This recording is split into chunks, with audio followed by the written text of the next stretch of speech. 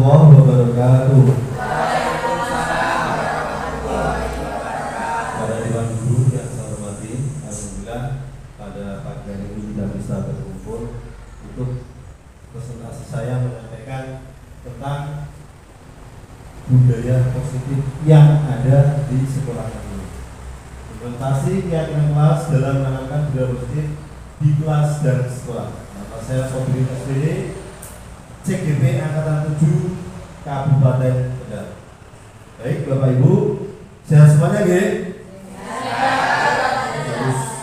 Harus diberi kesehatan agar kita bisa beraktivitas sehari-hari. Ya Bapak Ibu, kalau saja nggih.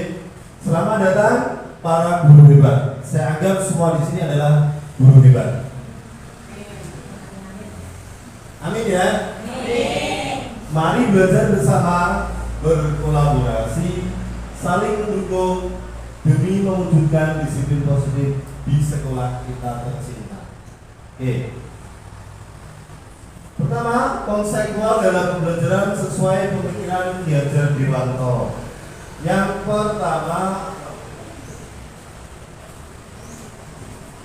mulai saat ini dalam membimbing siswa, saya memperhatikan kodrat alam dan kodrat zamannya, sehingga dapat memberi perlakuan yang sesuai karakter siswa. Bapak Ibu, sekarang era apa gitu? Milenial ya Bu? 4.0. Beda dengan era-era dulu ya. Kalau era dulu itu apa? Bu Winda?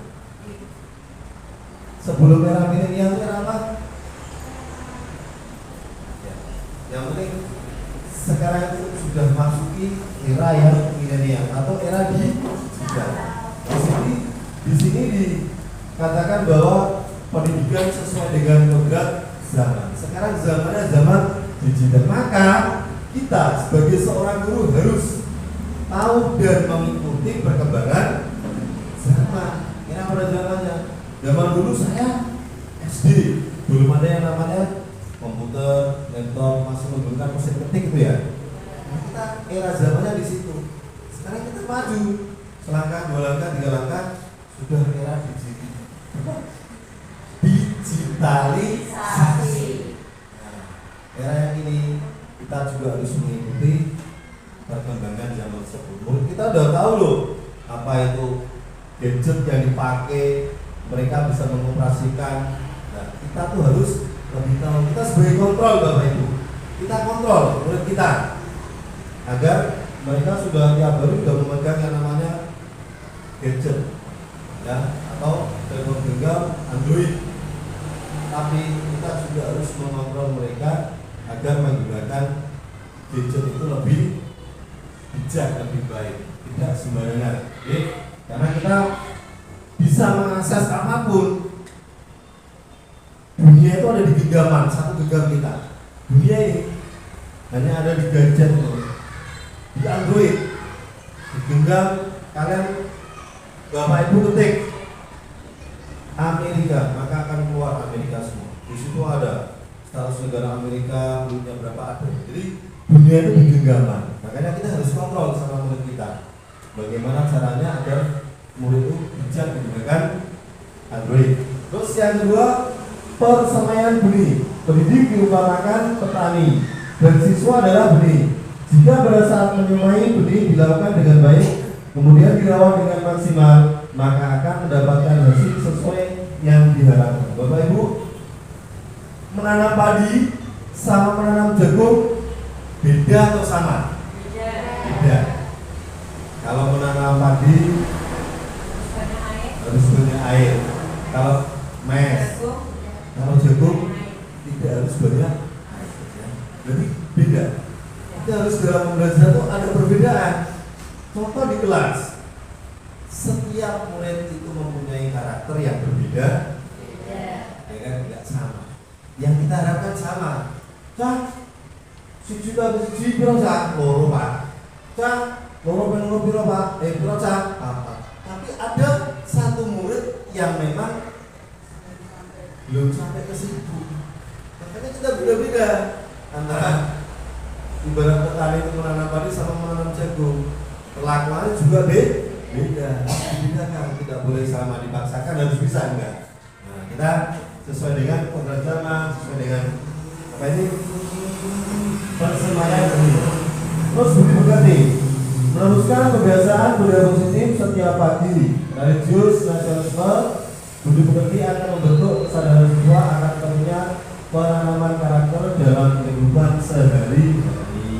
Tentunya kita alhamdulillah sudah melaksanakan, kalau di tiap Jumat pagi kita sudah melaksanakan pembacaan Asmaul Husna, religius ya, terus juga pembacaan atau hafalan ayat-ayat pendek dari Al-Quran. Juga melakukan surat religius. Terus kita lingkungan, di lingkungan kita, nah ini kalian lihat kalau lingkungan kita sudah menjadi kebersihan dan baik anak-anak kita tanamkan, kita di kelas, kita adakan jadwal piket, ya kan? Agar anak itu tahu, oh ya, pentingnya menjaga kebersihan di lingkungan. Menyenangkan, memberikan pengalaman belajar yang menyenangkan dengan diselingi ice breaking, dapat dengan mudah menerima apa yang akan disampaikan pada murid. Kadang di kelas ini murid jenuh ya, kita belajar apalagi matematika. Sangat Pak matematika. Paling takut Pak matematika. Kita perlu ice breaking, ya. Apa itu ice breaking? Permainan sedikit lah, agar otak kita menjadi fresh, agar otak kita menjadi segar lagi, segar kembali. Kita perlu yang namanya ice breaking. Anak berdiri, kita nyanyi. Apalagi yang di sekarang itu bahasa Inggris itu siapa? Bu Caca ya. Nah, itu untuk ice breaking anak-anak, biar anak-anak tambah semangat. Karena otak itu kebiasaannya, otak itu menjadi kenceng ya, dengan ice breaking akan menjadi kendor lagi. Itu perlu sama sekali ya, perlu sekali anak-anak seperti itu.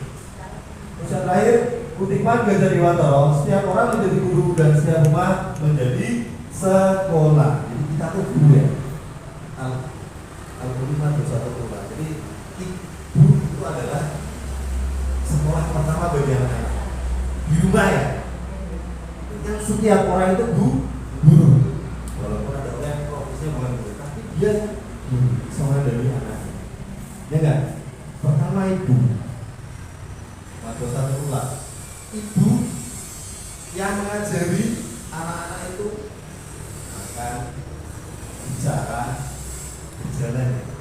Coba tanpa ibu, apa mereka bisa seperti itu? Ibu membawa motor AA gitu ya, belajar. Oh ternyata makan tuh pakai A itu ya. Ya kan? Itu dari awal. Teta bisa berjalan dari teta. Ya enggak? Coba kan nggak ada di teta. Dia nggak bisa berdiri. Tetap bantuan orang. Makanya setiap orang adalah guru dan setiap guru ada setiap di sekolah adalah ada guru. Ya, jadi setiap orang itu guru. Di rumah juga setiap rumah adalah sekolah. Ada Bapak Ibu. Terus kita lanjutkan 5 kebutuhan dasar manusia. Yang pertama kasih sayang dan rasa diterima. Kasih sayang kita perlu nggak?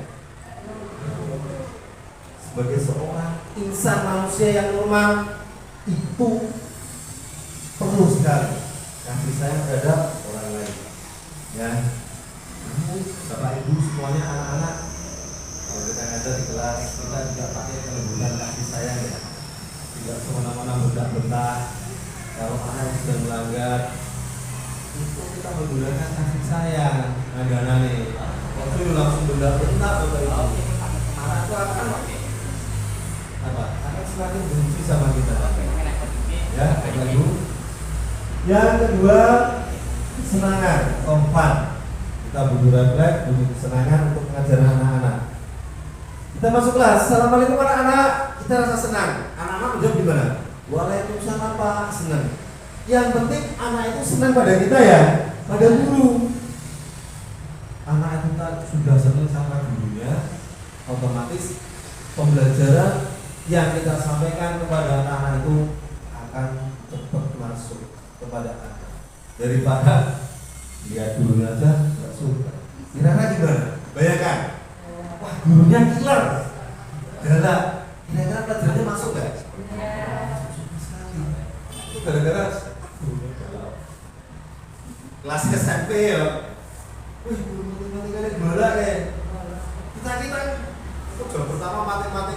galak. Rasanya senang senang pembelajaran gak kan Mas? Masuk walaupun guru menyampaikan berkali-kali tidak akan Mas. Yang penting kita senang, paham dulu. Senang pada murid, juga murid senang pada guru. Terus kekuasaan, ya.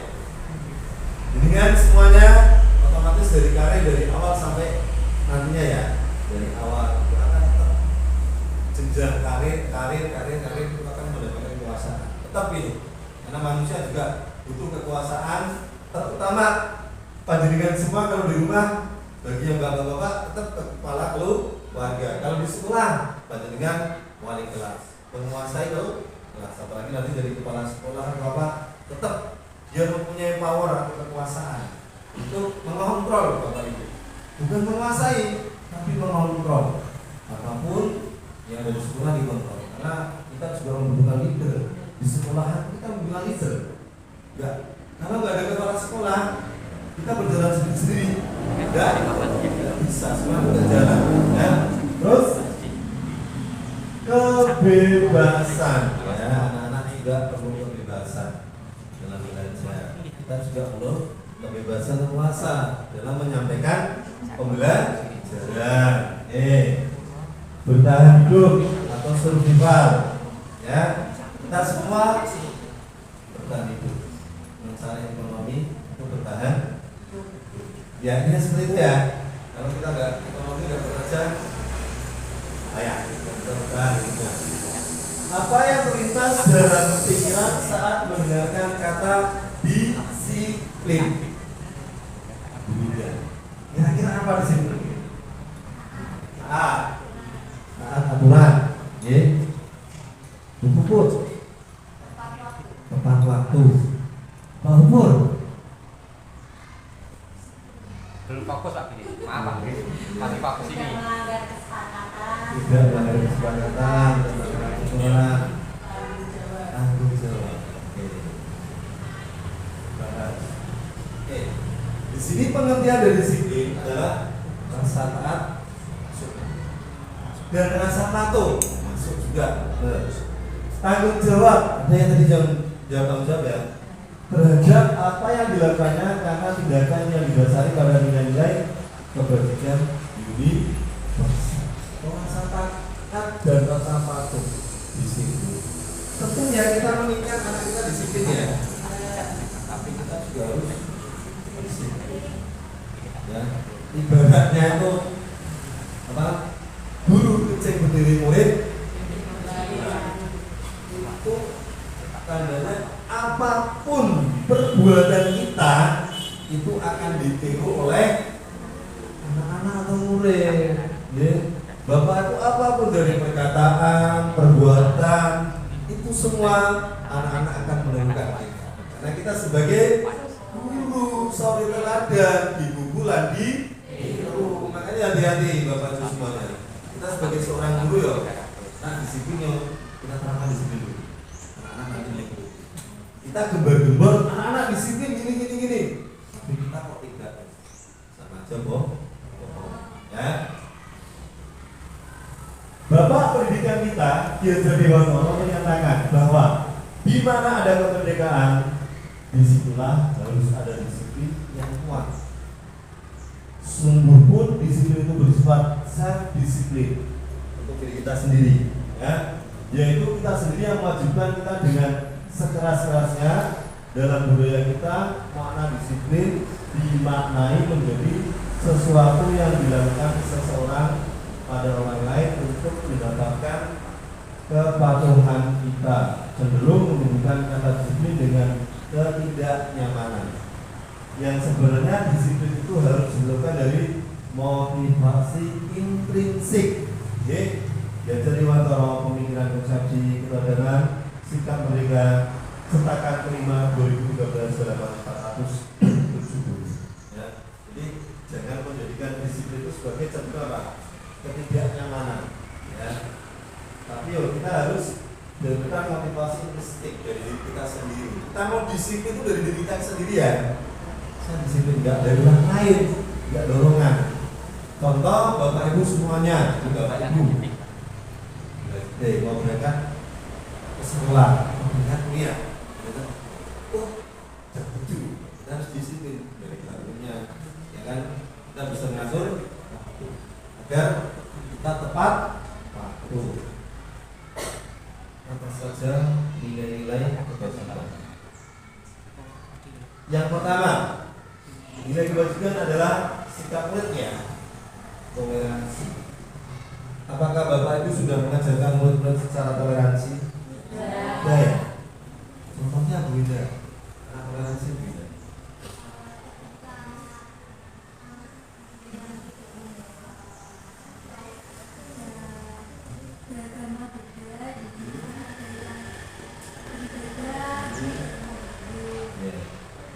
Ya, toleransi. Jadi menghargai teman kita. Toh kita selain agama Muslim bukan Kristen.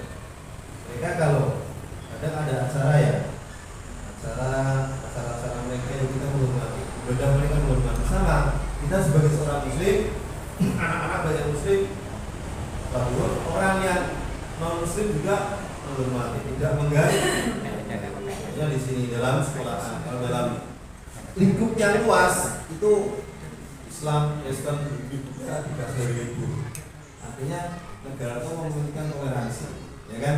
Antar umat kita toleransi. Kita juga mengajarkan di anak-anak. Contohnya di SD 1 ini bukan orang Jawa semuanya loh sukunya.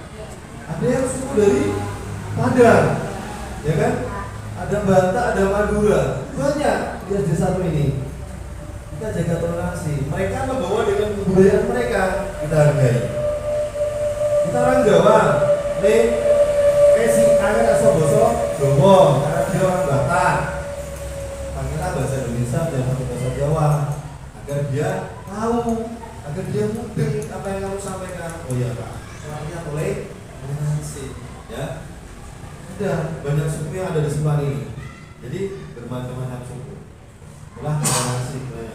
Yang kedua, rasa hormat. Ya, murid kita ajarkan untuk menghormati semua guru, semua warga sekolah yang ada di sini. Kita wajib, ya, harus sampai lama. Itu kunci utama. Kita tentunya selalu mengajarkan menghormati ya. Hak anak di sekolah apa? Hak yang mereka dapatkan. Terus kewajiban anak apa? Kewajiban apa? Menghormati guru di sekolah, menghormati orang tua di rumah. Kita sudah belajar, sudah menyampaikan tentang ilmu hak dan kewajiban anak. Integritas. Ini namanya kita sebutnya.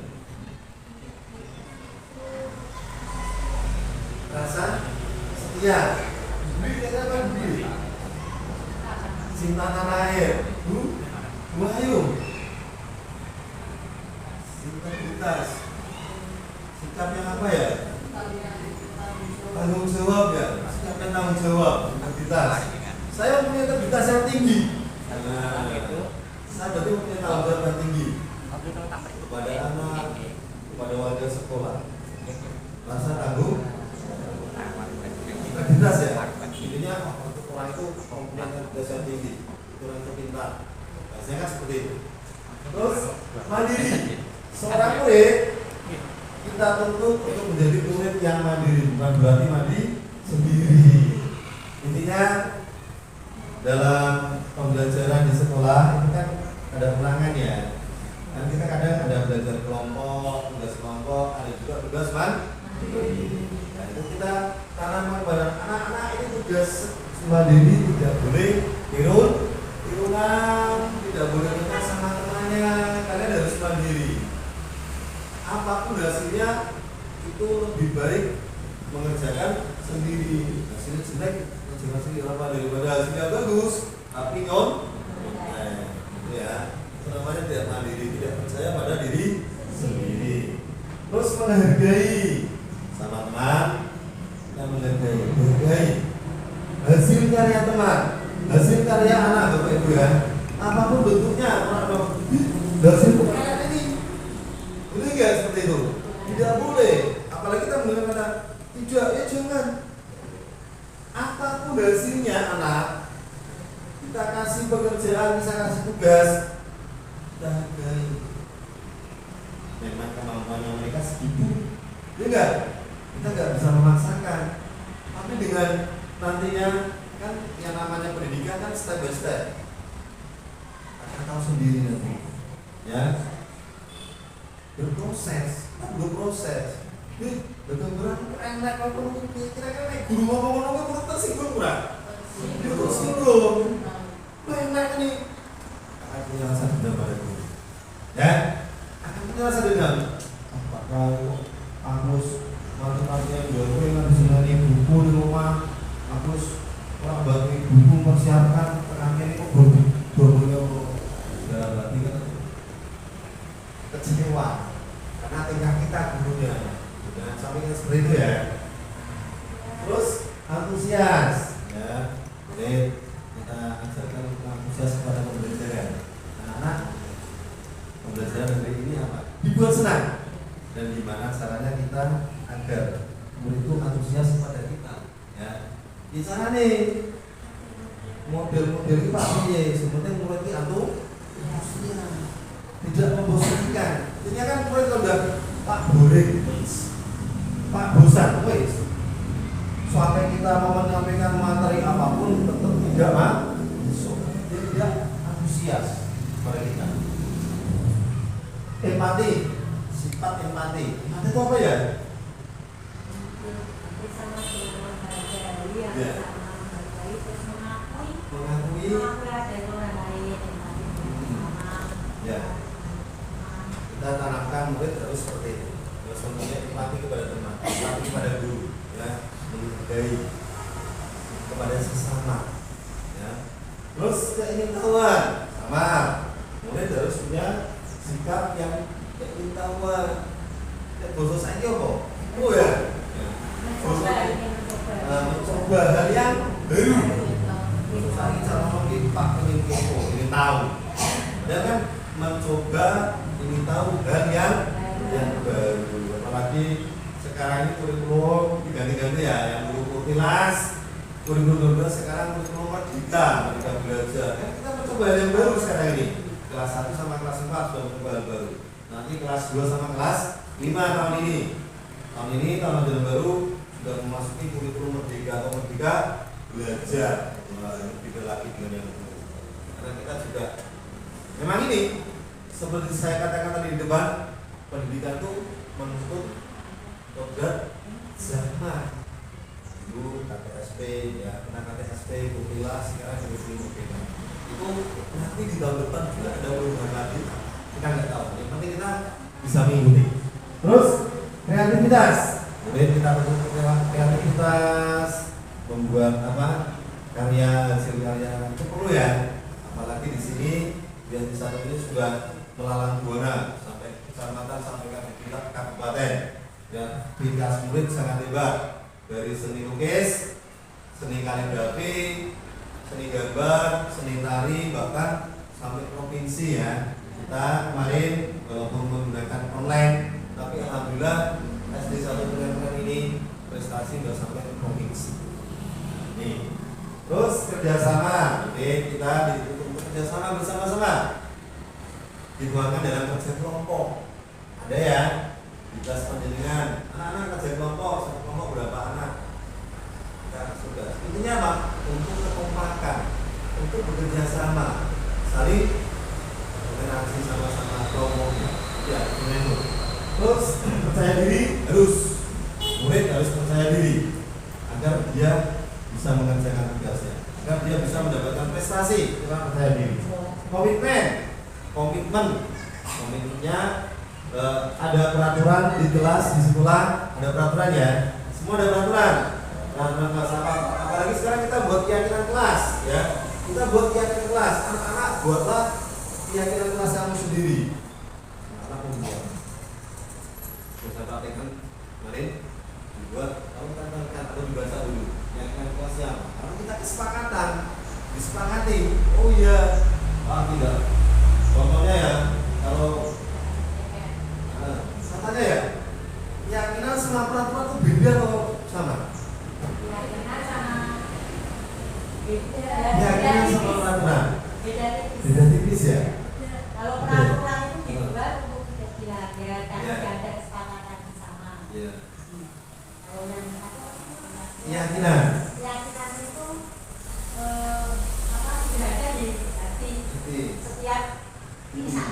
usahakan diungkapkan dengan kata-kata atau tulisan ya, untuk beda ya.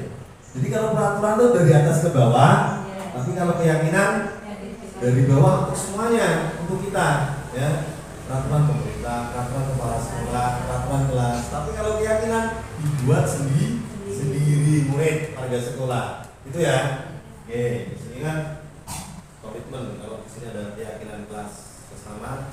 Nah, lanjut nilai-nilai yang dibagikan wakil pelajar Pancasila yang sekarang ini kita bacakan: beriman bertakwa kepada Tuhan Yang Maha Esa dan berakhlak mulia, mandiri, bernalar kritis, berkebinekaan global, bergotong royong dan kreatif. Tentunya ini Bapak Ibu sudah paham tentang kurikulum ini. Kelas 1, kelas 4 paham semua. Ya, kurikulum yang baru. Nah ini kita masuk ke 5 posisi kontrol. Yang pertama, posisi kontrol sebagai pendukung. Kita Bapak Ibu jadi pendukung pas ya untuk kita terapkan di sekolah. Ya, ya. Tidak pas. Tapi kadang-kadang kita juga melakukan itu. Kadang-kadang ya. Kadang-kadang sebagai pendukung. Kira-kira pas nggak, Bapak? Pas. Kurang pas. Ibu? Kurang. Kita gali dulu. Tergantung kemana ya. Kita apakah posisi kontrol yang pernah dilakukan dan apa kegiatannya? Sebagai pendukung ya, sebagai pendukung. Nada suara tinggi, bahasa tubuh, mata melotot dan jari menunjuk-nunjuk mengerti. Kepada gambar. Ini kita seakan-akan sebagai seorang pendukung kepada murid. Kamu salah. Ya, coba sama nih lo. Ya kan? Terlambat lagi. Pasti terlambat lagi. Selalu datang terlambat. Kapan bisa datang tepat waktu? Ada yang keras. Ya. Seakan-akan dia tuh ngadani kok menghukum. Itu kan posisi penghukum ya. Ngadani sekalian hukum, itu ya. Tanyakan kepada diri Anda, bagaimana perasaan murid bila guru berbicara seperti itu pada saat muridnya datang terlambat? Kira-kira apa yang kita tanya? Sakit hati Bapak Ibu, kecewa Bapak Ibu. Kita nggak tahu alasannya mereka apa. Datang dari rumah, kenapa terlambat? Kita harus tahu alasannya sebelum kita mengukur atau sebelum kita cari tahu permasalahannya apa. Apakah di rumah itu anaknya ada yang ngajari, dan apakah bangunnya kesiangan? Kita tidak tahu loh. Apakah dia bekerja dulu sebelum mereka cepat? Kan kita nggak tahu ya. Ini enggak langsung ditunjuk-tunjuk terlambat harus disiplin, kamu harus melakukan enggak seperti itu. Kita harus cari permasalahannya seperti apa. Itu ya. Lalu hasilnya mungkin murid marah dan mendendam atau bersikap agresif. Bisa jadi sesudah kembali duduk, murid tersebut akan mencoret-coret bukunya atau meja tulisannya. Lebih buruk lagi, sepulang sekolah murid melihat motor atau mobil bapak atau ibu guru dan akan menggores kendaraan tersebut dengan takut. Kira-kira ada yang seperti ini? Ada ya Bapak Ibu? Ada. Sekian. Adalah. Apa sih? Ayo. Kita sampai SMA ya. Ini pengalaman. Pernah jadi seorang murid kan? Bapak Ibu, pengalaman. Akan punya rasa dendam. Maksudnya ini dengan Papua kembali banyak pakai galak. Terus Papua pakai galak. Kata-katanya itu orang kita kembalikan pada kita sebagai pendidiknya. Yang kedua, membuat merasa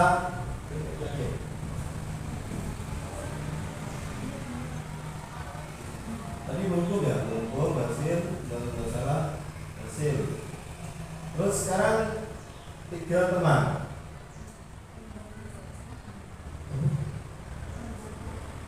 Ini 2, membuat merasa bersalah.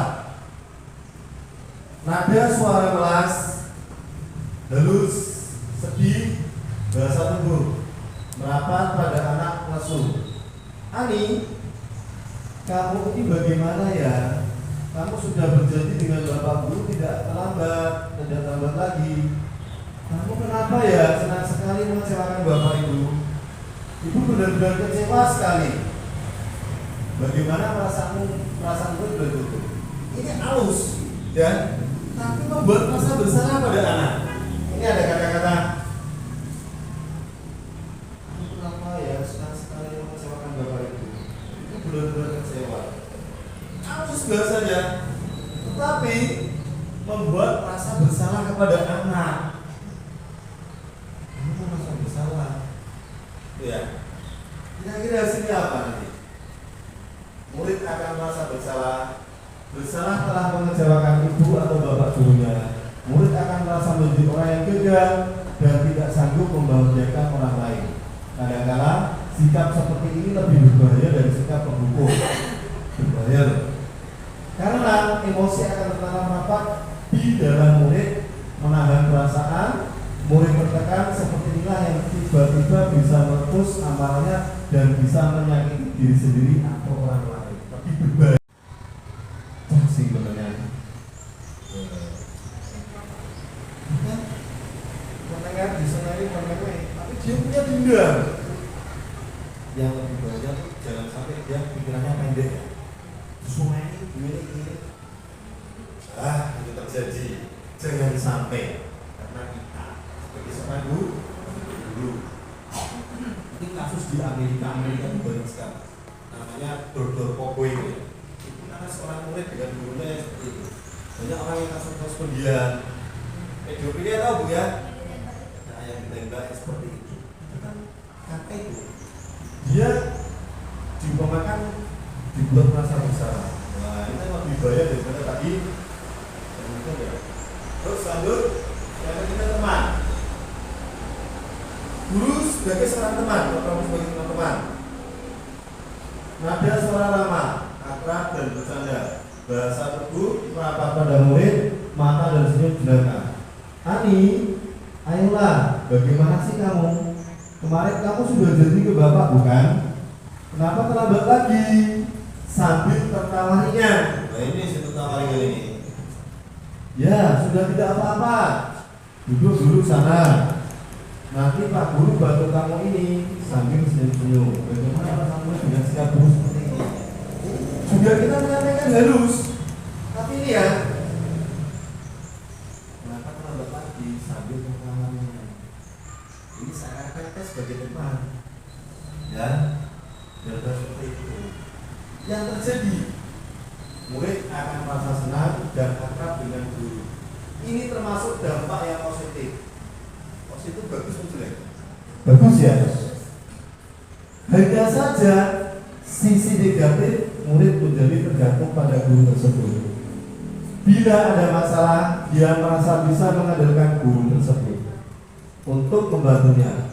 Akibat lain dari posisi teman, Ani hanya akan membuat sesuatu bila yang menyuruh adalah guru tersebut, dan belum tentu berlaku yang sama dengan guru atau orang lain. Ketergantungan pada satu guru, ya. Yang kedua meremehkan.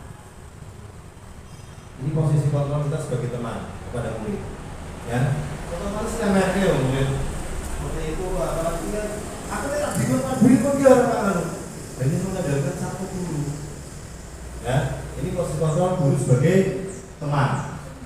Ini kira-kira bagus atau enggak ini? Ada sisi positif dan negatif. Ada sisi positif dan negatifnya ya. Ini dari segi apa Bu? Positif apa? Nah ya kita sebagai kan kita itu apa namanya sebagai model ya. Iya model. Pada kelas itu jadi kita ya anak-anak mesti mencontoh apa yang kita lakukan. Iya. Kalau kita menghargai mereka, mereka pasti menghargai kita. Iya. Kalau kita empati pada mereka, mereka juga mencintai kita, yakin. Kalau mereka kita bentak, itu sudah sampai terminal sampai kelas 6 kalau di Sakit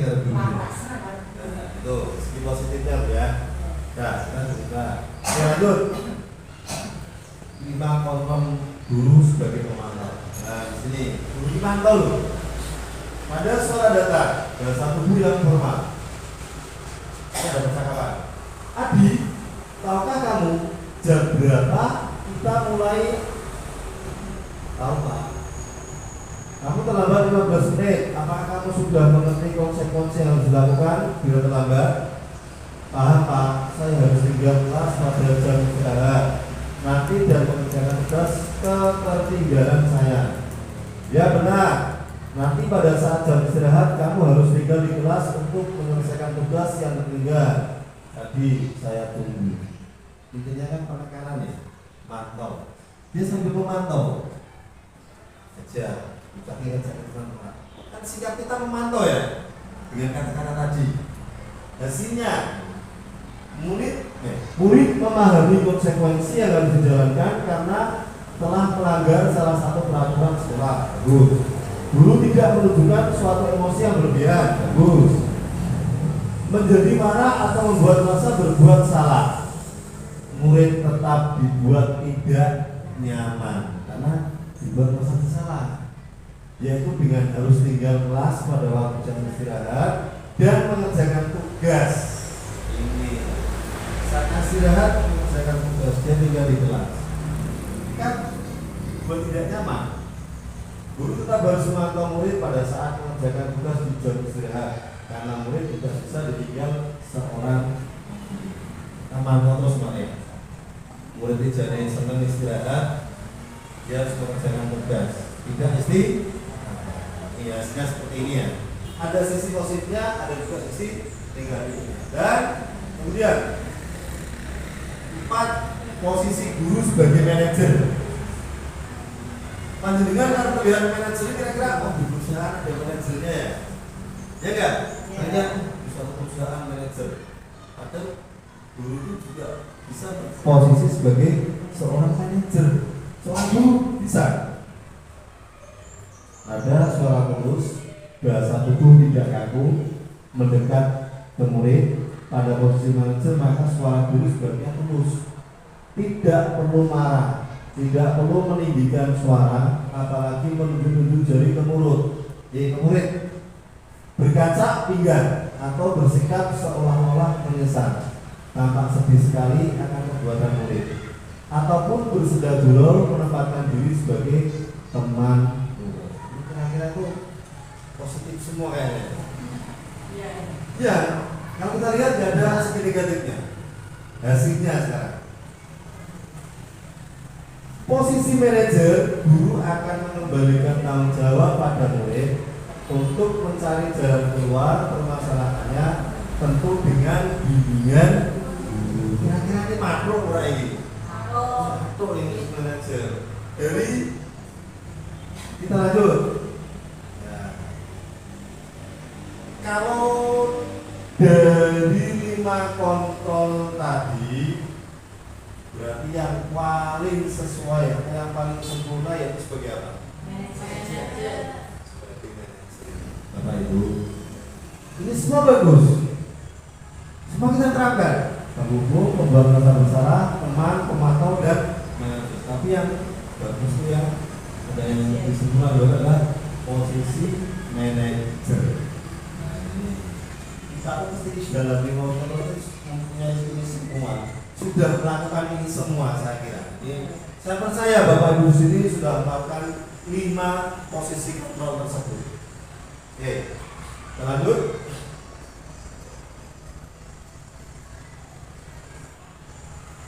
Ini ada namanya segitiga restitusi.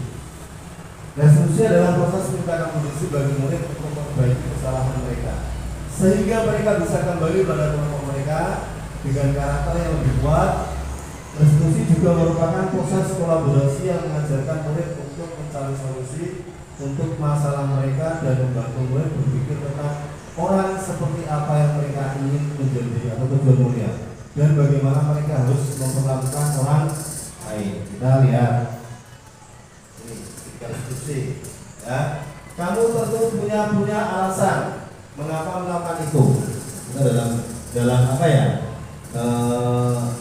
Memecahkan masalah atau menyidang sama murid itu ya.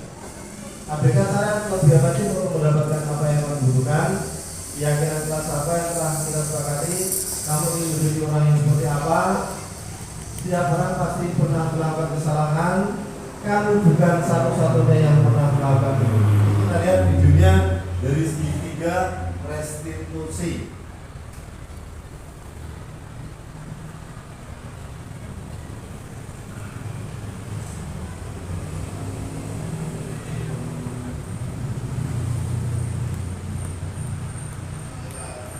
Bandingan dilihat dulu.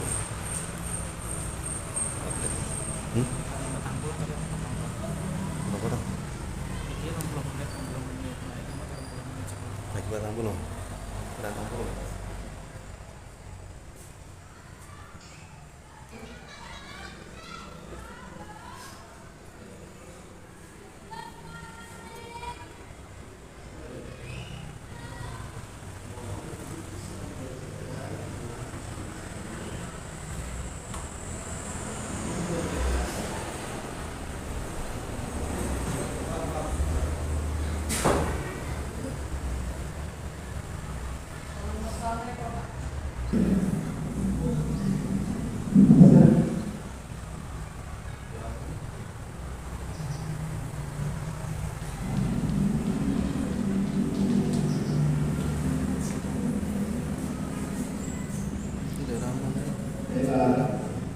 Keyakinan kelas.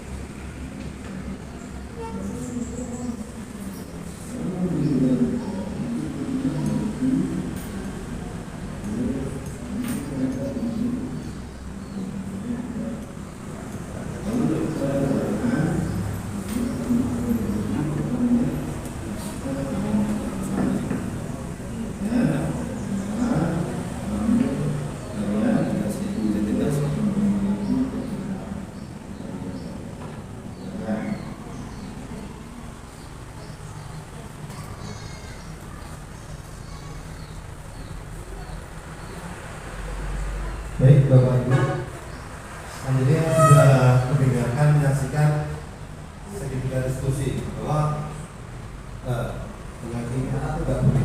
Kita menggunakan cara seperti ini ya, validasi identitas kita. Bagi guru harus seperti ini. Untuk ketika belajar tidak boleh harus menghakimi atau apa-apa, tidak boleh.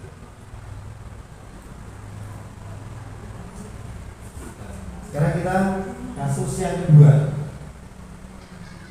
Kasus yang kedua. Rumus dari debit adalah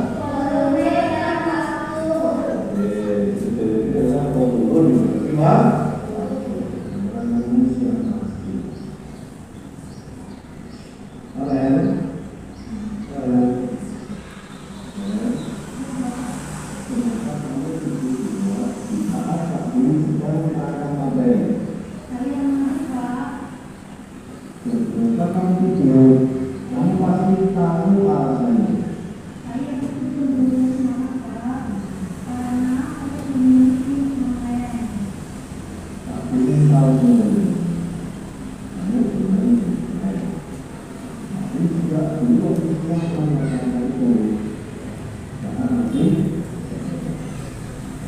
Tapi yakinlah kami itu bisa melakukan semuanya. Apa yang kami ketahui tentang kesepakatan sekolah telah kita buat bersama-sama.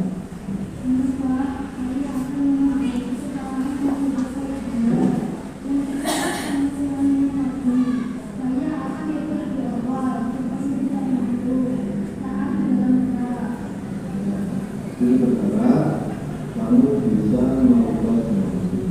Ya, misalkan segera dengan memberi kepada.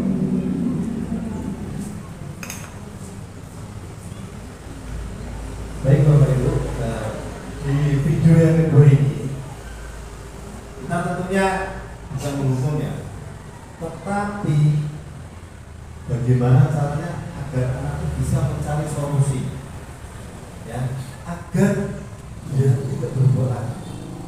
Kita tekankan cari solusinya. Dia disuruh bertanggung jawab untuk mencari solusi sendiri atas kesalahan dia. Ya kan? Cari selama apa? Kan, oh iya, saya cari solusi. Yang pertama apa? Meminta maaf dan tidak mengulangi perbuatan itu. Kan solusi dia. Kita harus mengingatkan anak itu agar mencari solusi atau jalan keluar, ya, agar anak itu nantinya tidak mengulangi lagi, gitu. Ya, ini posisi sedikit garis usia. Kontrol. Ya, lanjut. Yang namanya menstabilkan identitas, menjelaskan bahwa berbuat salah itu tidak apa-apa. Tidak ada manusia yang sempurna. Saya juga pernah melakukan kesalahan seperti itu. Kita bisa menyelesaikan ini. Bapak atau Ibu tidak tertarik mencari siapa yang salah, tapi Bapak Ibu ingin mencari, kamu berhak merasa begitu. Apakah kamu sudah menjadi teman yang baik buat diri kamu sendiri? Validasi tindakan yang salah tadi, padahal kamu bisa melakukan yang lebih baik dari ini ya. Kamu pasti punya alasan mengapa kamu melakukan hal itu. Kamu patut bangga pada dirimu sendiri karena kamu telah melindungi sesuatu yang penting buatmu. Kamu boleh mempertahankan sikap itu, tapi kamu harus menambahkan sikap yang baru. Kita disuruh tanggung jawab, ya, mencari solusi sendirian. Paham ya Bapak Ibu? Dengan video tadi dan validasi ini, menanyakan keyakinan. Apa yang kita percaya sebagai kelas atau keluarga? Apa nilai umum yang kita telah sepakati? Apa bayangan kita tentang kelas yang ideal? Kamu mau jadi orang seperti apa? Bapak Ibu, saya tanya, kelas yang ideal itu bagaimana? Muridnya banyak? Enggak harus ya? Enggak harus. Muridnya pintar-pintar? Tidak harus, ya. Kita yang mengelola sendiri, menjadi kelas yang ideal itu kita, ya. Bukan muridnya banyak, anak-anak pintar-pintar, itu menjadi kelas yang ideal, enggak. Kelas yang ideal itu tergantung kita sendiri yang mengelola, ya. Anak senang, anak masa belajar bahagia, ya kan, itu sudah menjadikan kelas yang ideal. Dunia positif, lingkungan positif, keyakinan kelas dan peraturan kelas. Jadi tadi kan kita bahas, ya, lingkungan positif, keyakinan kelas dan peraturan kelas. Tadi kita sudah bahasnya, keyakinan antara keyakinan dan peraturan. Oke, yang pertama keyakinan kelas. Nilai-nilai kebajikan yang diyakini, kalimat keyakinan kelas harus merupakan kalimat yang positif atau yang bagus. Ya, keyakinan, karena yang membuat juga murid. Tapi juga ada keyakinan kelas dibuat murid, ya tidak kita gunakan karena menggunakan kata-kata yang tidak positif atau kata-kata yang agak itu yang boleh digunakan untuk menjadi keyakinan kelas. Nah ini kita video membuat keyakinan kelas di kelas.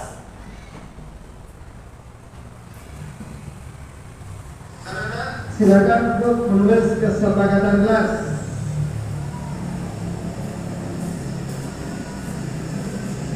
Setelah kesepakatan kelas sekarang beres, saya ingin tahu apa kesepakatan yang telah kalian beres. Silakan nanti maju satu persatu untuk membacakan kesepakatan kelas dari anak-anak.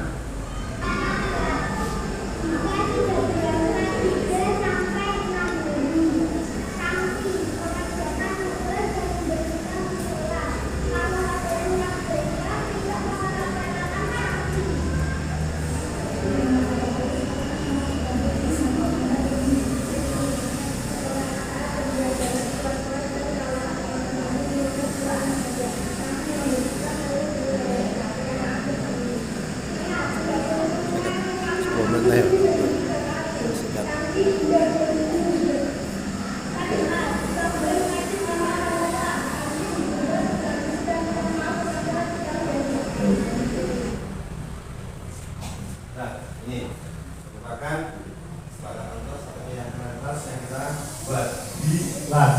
Ini menghasilkan yang kelas berdua sebelum. Tadi ada kata-kata 3 ya. Yang pertama, kira-kira kita gunakan nggak? Tidak. Kita tidak boleh menggunakan kata 3 dalam membuat keyakinan kelas, tidak boleh. Jangan tidak boleh.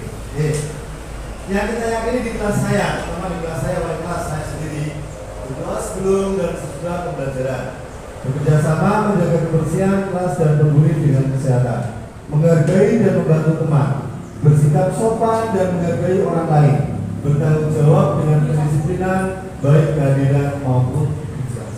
Ini merupakan kesepakatan kelas atau keyakinan kelas yang telah dibuat oleh anak-anak atau siswa. Ya, tadi ada yang kata tidak membuang sampah sembarangan akan dihukum, menguras gizi. Itu kata-kata yang tidak positif, harus kita hilangkan. Tidak semua keyakinan kelas yang ditulis Pak Oke, kita gunakan seperti ini. Jadi Bapak Ibu ya, lanjut. Praktis baik membuat kenyamanan di kelas, membuat keyakinan kelas pada masing-masing kelas yang Bapak Ibu ambil. Nantinya Bapak Ibu silakan setelah ini membuat keyakinan kelas, ya, keyakinan kelas atau kesempatan kelas pada murid-murid, ya. Siap ya Bapak Ibu? Ya. Mangga kekasih, sekian dan terima kasih.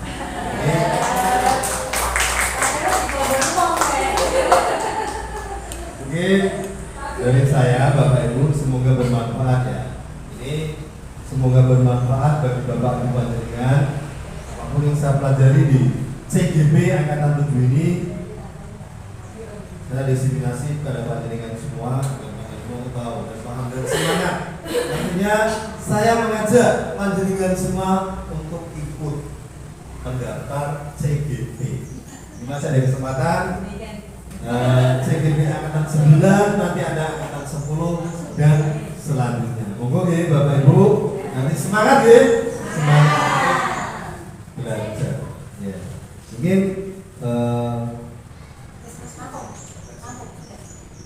ya, kurang lebihnya minta maaf. Wassalamualaikum warahmatullahi wabarakatuh.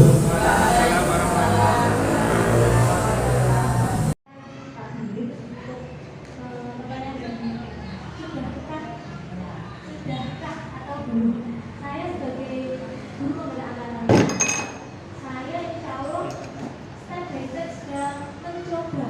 Kalau kita mengajar memang tahu begini, anak-anak kita sangat aktif, ya, sangat aktif. Jadi kadang saya juga tersulut emosi seperti itu.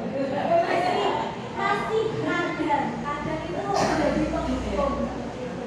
Tapi saya mencoba terus mencoba karena membalikan telapak tangan itu kan tidak mudah. Jadi kita dengan adanya destinasi seperti ini, kita membagikan praktek-praktek baik, insya Allah yang belum tahu jadi tahu. Nah, Pak Bimbing saya ingin menambahkan karena di sini saya juga jenengan sudah mengatakan dan teman-teman yang lain insya Allah menyusul untuk membagikan praktek baik ini itu tidak hanya satu kali. Jadi bagaimana kita yang sudah mengikuti menghidupkan, nah itu mengubah mindset itu bagaimana? Dengan cara kita membuat komunitas belajar di SD satu persepsinya. Bagi yang masih merokok, ayo kita semangati, karena itu kan program pemerintah. Juga pemerintah sudah mengeluarkan dana untuk kita, dana. Jadi kita jangan sia-sia yang sudah mengikuti. Ayo kita semangati, ayo kita buat komunitas bagaimana agar SDM bisa menyampaikan terus berjalan. Terus ya kita semangat ya Bu. Ya, Semangat. Oke, insya Allah kita step by step akan jadi kita gerakan bukan kita menduit ya, tapi membagi seperti itu. Oke. Kita sekarang kita Semangat. Oke, assalamualaikum warahmatullahi wabarakatuh. Terima kasih. Selamat Lagi Pak. Ya, lagi. Bunikan. Senang ini refleksi ya. Terima kasih untuk yang kedua kalinya. Sama saya tadi sebelum Bu Indah berbicara tentang itu juga saya sama Bu Ayu sudah rasakan. Harusnya ada komunitas yang sebenarnya kan banyak ya Mbak Indah yang sudah ini monggo kita KKB, kita beri masukan untuk para dobes. Ini juga saya mau titip ke K3S supaya disampaikan ke K3S sehingga kita sama satu persepsinya. Antara lain begini, monggo yang sudah lulus atau yang masih supaya pagi membuat kita KKB ada komunitasnya. Mari kita paling tidak kita satu gugur dulu grup untuk membuat mindset dulu. Kadang-kadang anak ini kenal mau dadak aneh. Ini gampang kok gak bisa sulit. Nah ini apa namanya? Kalau SD kita untungnya sudah K13 kita jalan, kurikulum merdeka sudah jalan. Tapi ya banyak apa namanya di luar sana juga yang masih tidur karena betul membalikkan telapak tangan itu tidak semudah karena butuh proses ya. Mungkin dari 100 orang yang mau berubah itu hanya berapa orang karena berubah itu dari diri sendiri utama siapakah diri kita, untuk apa diri kita, manfaatnya apa untuk anak-anak itulah. Mungkin kalau di dalam forum nanti semacam KKB kita selesai guru-guru penggerak itu sebagai moderator, sebagai fasilitator di depan ya, kita membuat paling tidak kalau yang namanya apalagi manusia Indonesia kalau tidak selalu di apa namanya eleng-eleng itu lari terus ya. Ini setiap mungkin Sabtu kita terus kita gali terus akhirnya sehingga di Bukit Pandansari itu menjadi betul-betul sekolah-sekolah yang digambarkan semacam apa Diajak Contoh dulu. Jadi apa cita-cita Diajak Contoh itu betul-betul terlaksana. Ayo monggo dari diri kita sama-sama. Ini akan buat yang bicara kita balik ke orang-orang yang ada di SD 1. Saya yakin SD 1 bisa, SD 1 mampu. Karena latar belakang juga dari SD yang ada. Terima kasih Pak. Terima kasih Bu. Ini nanti menanggapi. Karena kemudian juga terima kasih nantinya setelah ini Bu ya. Di angkatan Bu Ida ada berapa kali? Ada 5. Di angkatan saya ada 4 ya. Ya Mas Ada ya. Saya Mas Ada, Pak Edi sama Mbak Mila. Itu nanti kita buat komunitas praktisi pendidikan ini. Kita buat itu. Setuju ya Bu? Berarti sudah ada. Kita buat praktisi komunitas praktisi pendidikan yang ada di wilayah sini. Ya, nanti kita buat rencana apapun ya Bu ya. Yang kita pelajari di grup penggerak ini nanti kita sampaikan ke teman-teman agar teman-teman juga semangat. Itu ya. Mungkin kedepannya seperti itu. Lagi ada lagi refleksi. Kalau dia saya tutup ya. Udah ya. Jadi saya terima kasih atas semuanya. Semoga mas-mas bapak yang menjadi sekarang masih belajar tetap semangat. Nah, panjenengan semua adalah nanti terus pada seorang pendidik. Ya, ya, kapan? Nah, Mas. Saya merasa dihargai dan diberi ruang untuk berpendapat sehingga bisa meneruskan perasaan untuk perbaikan ke depan dan tambah bersemangat dalam menggapai cita-citanya. Terima kasih. Penyangkringan, saya sangat mendukung dengan adanya calon guru penggerak. Banyak pengalaman yang kita ambil, banyak ilmu yang kita dapatkan khususnya untuk di kelas, tapi juga umumnya untuk di SD 1 Penyangkringan sudah menelurkan satu guru penggerak dan calon guru penggerak. Ada 2 orang, semoga jangan bangun terus semangatnya sampai apa yang dicita-citakan tercapai. Itu dari saya. Assalamualaikum warahmatullahi wabarakatuh. Assalamualaikum warahmatullahi wabarakatuh. Perkenalkan saya Winda Kurniasari, rekan sejawat dari Pak Sobirin CGP Angkatan 7 Kabupaten Kendal. Dari desiminasi Pak Sobirin tadi menyampaikan tentang budaya positif tentang keyakinan kelas. Saya bisa mengambil pelajaran bahwa kita di kelas tidak ada yang namanya sanksi atau menghukum siswa, namun kita adakan kesepakatan kelas yang menjadi keyakinan kelas bersama. Kemudian menjadi guru itu ada 5 kontrol posisi. Sebaiknya menjadi guru itu menjadi posisi manajer, bukan penghukum atau merasa bersalah. Insya Allah saya akan menerapkan posisi kontrol yang kelima tersebut. Dengan adanya tadi disampaikan Pak Birin, saya menjadi lebih paham bagaimana guru yang baik. Terima kasih.